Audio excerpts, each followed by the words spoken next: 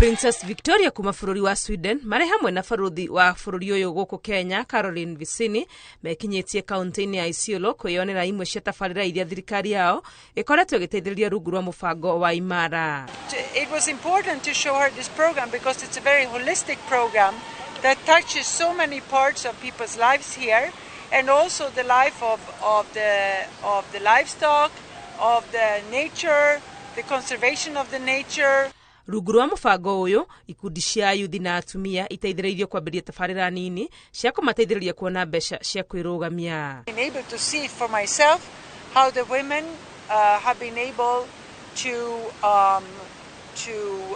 tend to the acacias, to get an outcome from some of the trees, to cultivate hay, so they could have to bring over when the situation for the grazing is not good, and many other activities.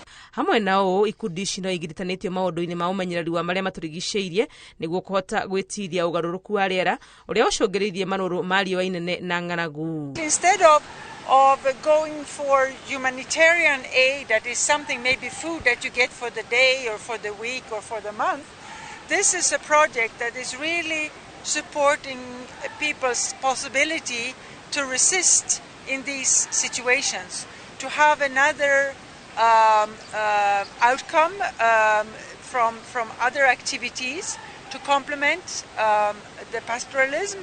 We are so glad that the Sweden Embassy has continued this support to local communities directly to build resilience for our communities, to support climate mitigation and adaptation. Icera-inĩ rĩrĩ nĩ kuocekia ciringi milioni 25 makĩria ĩheanĩtwo harĩ kũnyitĩrĩra tabarĩra ĩno ya Imara ĩrĩa ĩrakinyanirio kaunti-inĩ ingĩ 7 hamwe na gũkũ Isiolo.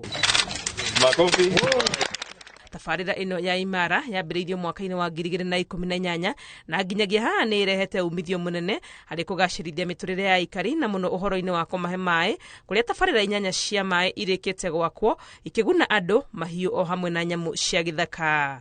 Ngĩribotera Inooro TV rĩtwa rĩakwa nĩ Wangui wa Mwangi.